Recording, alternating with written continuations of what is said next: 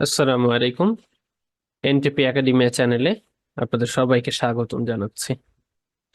তো আজকে আমরা জানবো what is transparent proxy and how to enable it. আমরা এর আগের ভিডিওতে দেখেছি ওয়েব প্রক্সি। আজকে আমরা দেখব ট্রান্সপারেন্ট প্রক্সি। ট্রান্সপারেন্ট প্রক্সি আসলে কিছুই না, same as like as web proxy.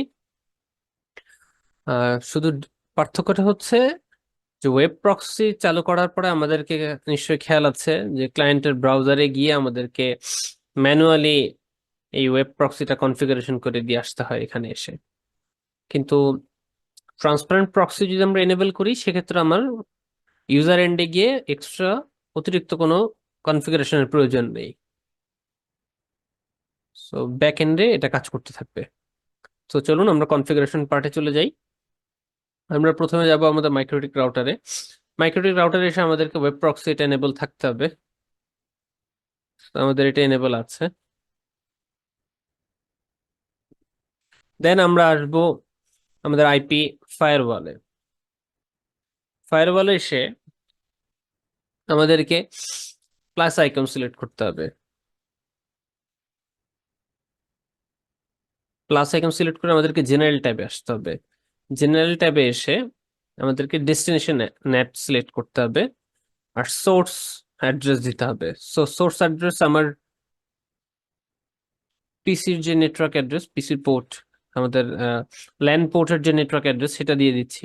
তো ল্যান পোর্টের নেটওয়ার্ক অ্যাড্রেস এটা 1.0।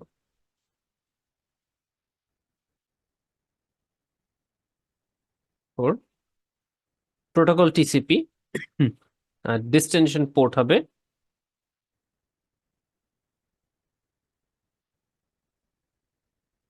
যেটা 80, সেটা।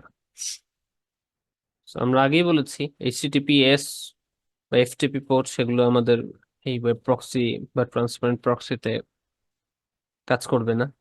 দেন আমরা অ্যাকশন ট্যাবে যাব।